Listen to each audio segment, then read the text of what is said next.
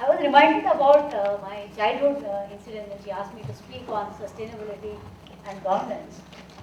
We were living close to a fertilizer factory and maybe around 6 kilometers. Every evening we would get this pollution smell. And one of the days, our school had taken us to this factory as a picnic, just to see what is, how they make fertilizer and so on. And I being one of those people who constantly get the smell in the night, when they release those gases. So very innocently I asked this person, you are polluting the environment, what are you doing about it and so on. Just I was in the 6th or the 7th grade, and I asked this person. So this person was quite shocked, that a small kid can ask such a question. And then he looked around and he said, look at the green we have here. And believe me, they were all walls painted in green. So I was very much reminded about the plants on the wall. So I said, this is all green. He said, see, everywhere is green. That was the end of that greenery. So that was the beginning of understanding of sustainability, what industry do and so on. And I must also confess that, in my own experience, as part of the corporate governance, how corporates look at this area of sustainability. And for every Wipro and Infosys, we have hundreds of opposite cases. So for every one company that is working on sustainability, environment, social responsibility and so on, we have more than 100 companies which are polluting the environment and other aspects. So that's why it becomes very important to understand where does this all start. Whether you talk about governance, whether you talk about social responsibility, all starts at the top and so on. I don't want to be too pessimistic, but I'll share some of my experiences, dealing with corporates, where we stand and what are the issues, what they talk about and so on. Over the years, of course, governance has changed all over the world. And in India too, we have moved from the first generation to third generation. The first generation I dealt with purely legal issues, structures, looked at profits and so on. The second generation of governance dealt with little more engaging with stakeholders, more towards employee engagement and address the customers and so on. But now we are moving towards the third generation where we talk about sustainability and we are looking at environment, social responsibility and so on. And the more worrisome aspect is, do we deal with it in silos? We have a corporate social responsibility division which, completely talks about, 2% as we have in India now, 2% of the profits to be invested in CSR activities. Or we are looking at environment and, how do we actually build this into the strategy of the organization? Okay, that's what becomes important to us when we talk about the third generation of corporate governance. And when we look at the sustainable business, we talk about governance, social responsibility and environment. And I think from morning we have been hearing more towards the environment, and of course Saurav and others have also spoken about social responsibility. Typically if you look at this, all professors like this 2x2 chart, so I thought we should include it here. We talk about stakeholder value, we talk about shareholder value, and we talk about these two silos which really create, we can't create pure stakeholder value and we can't have pure economic value for the shareholders. So these are two extremes which we can't ignore. Business of business is business, so we create shareholder value, etc. So this is prime. And we can't look at purely stakeholder value, which is at the cost of shareholders. So why would a shareholder want to go about looking at social enterprise or the environment and so on? So these two are totally looks like opposite. And here you also have companies that neither create stakeholder value nor they create shareholder values. And what we are looking today is this, which companies that create sustainable value, which includes both the shareholder and the stakeholder into picture. Okay. So broadly, we are looking at this group of companies which creates sustainable value, looking at both the shareholder and the stakeholders. And what is in it in terms of good corporate governance? Why do we say that creating sustainability in organization and corporate governance, what are the imperatives for that? like I think Rama also mentioned in her slide, that the first or the starting point for all activities is the board of directors. Unless you are able to get a buy-in from the board, you are able to get a buy-in from the top management, it's very difficult for us to enter these two spaces of both the environment and the CSR areas.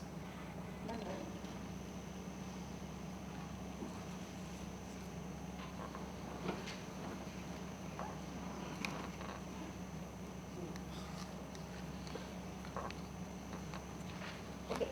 So many times, whenever I have dealt with boards, the first question they ask is, what is in it for the company?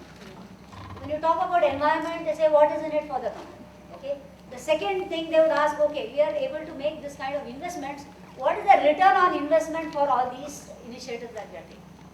So what has happened is, unless you are able to justify these investments in terms of quantity, in terms of what is the return on investment, etc., it has become very difficult, to engage with the board and make them understand why we need to invest in these activities. All explanation, quantitative, qualitative. The moment you give qualitative, it's like what she said. We know all this, but in terms of bottom line, how is it going to affect us? In terms of giving us return on investment, cost benefit analysis, are you able to give us some concrete proof as how this is going to affect the company's performance? So this has become one of the biggest challenges in terms of corporate governance, particularly convincing the board and the top management to look at sustainable business in a proper way. And coming to the other aspects, if you build it at least as a part of strategy, like Saurav said, if you are able to demonstrate that this is in some way going to reduce the cost and it is good for you because it's also going to impact the bottom line, then at least there are people willing to listen to these ideas, but otherwise it becomes very difficult. And lastly, but not the least, it's all about business opportunity. And whether you talk to them about the environment in terms of things like energy, carbon, everywhere the green sign is very important. That's the dollar sign. And if you're able to justify all this, they are perfectly okay to go ahead with this. So this has broadly been my experience in looking at sustainability, particularly when you have to explain to the board why they should go ahead with these kinds of initiatives. Coming to the advantage, or coming to the challenges, like you said, the most important one is in terms of measuring and monitoring. The measurement part particularly becomes a challenge for the companies. How do we measure? And therefore this global reporting initiative which is there has given us a lot of ways to measure some of these areas, some of the initiatives that we take, and more than 140 measures they have got, I think 79. And then there are core indicators and additional indicators. Yeah. So overall there are ways to measure both qualitative and quantitative measures that are there, and the challenge here is how to measure each of these initiatives. Okay, so that becomes the biggest challenge in all these areas. Secondly, the linkage between sustainability and strategy, and sustainability as a driver of innovation, growth. So this is another challenge. How do we inbuild this sustainability within our strategy? Not take it up as a separate item, but build it as part of our strategy, build it as part of our innovation and growth. So this is the second most important challenge that organization faced. And lastly, but not the least, is in terms of disclosure. So while many companies take these activities, do these activities, how do they disclose? Where do they disclose? Okay. For example, looking at Wipro and Infosys, or ITC for that matter, ITC has, all of them have put these data on their website, and you also have these reports through which we know what are the initiatives taken. But very rarely, some of the Indian companies which do take initiatives are not disclosing these anywhere. So this is the biggest challenge we find in terms of what are they doing in terms of reporting. So if you see, I work in the areas of disclosure and look at voluntary disclosure and other disclosures of corporates. And comparing 2002, where companies, what kind of disclosure they made in the year 2002 to comparing to, let's say, in 2012, you find the number of the items of disclosure and the quality of disclosure improve vastly. But still, when it comes to sustainability in terms of reporting on what initiatives they have taken on environment or on CSR or other activities, the amount of disclosure they have is very less. So either they are feeling shy of disclosure, or they don't want to disclose, or what is the reason? So that is one of the biggest challenge in terms of disclosure. Okay, so broadly these are the 3 or 4 challenges that we find in terms of sustainability, which is how do we convince board, how do we measure these items, and lastly how do we disclose. So triple bottom line reporting, as he mentioned, this takes care of all these areas, reporting in terms of the environment, CSR activities, plus the economic profits. So there are a lot of disclosures that we can make in all the 3, and there are a lot of models in terms of whether it's the GRI initiative or the others, which talk about what are the disclosures that need to be made. And lastly, I want to leave with the 3 challenges or the 3 way forward. How do we go about doing this? One of the most important initiatives is this green investors. I don't know whether again they are just a sham or what, but at least these investors, the fund managers particularly, who manage more than $30 trillion of investments, have signed a UN agreement which talks about investing in only sustainable business. Okay, just to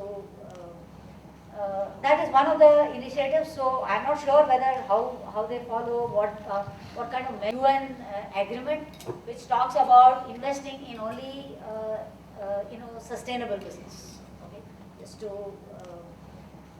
that is one of the initiatives. So I'm not sure whether how they follow, what kind of measure they take, and so on. And similarly, investors, many of these private equity investors are always looking out for sustainable business. In terms of what kind of environment they are in, what kind of products they produce, are these products harmful, and so on. So apart from economic profits, they claim to look at all these areas before they invest in these companies.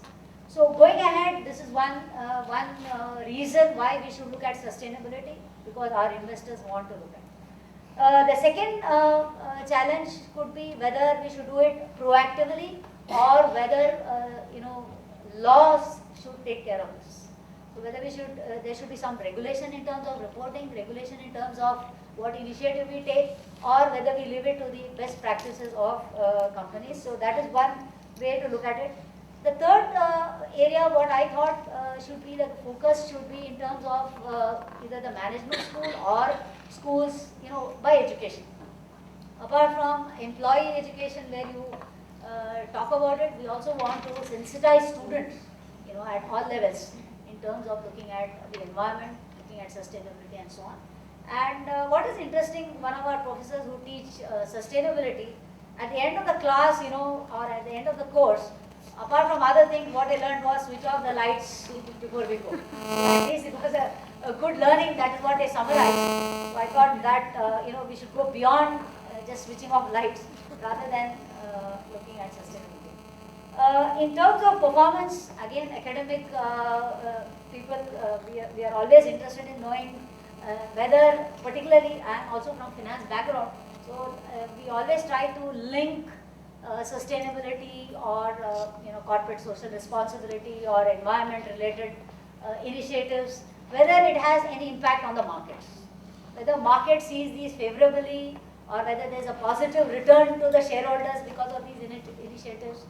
The results are always mixed, and no conclusive evidence exists whether they are going to really give you any benefits, particularly from the market returns perspective, which is again a governance perspective. So with this broad understanding of sustainability and governance, I would like to stop here. I think we have far exceeded time than what was given to us. Thank you so much for the patience.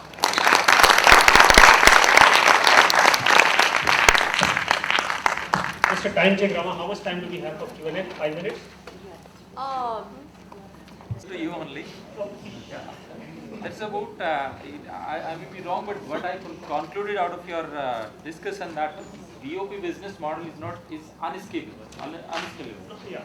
So, how do you think? Probably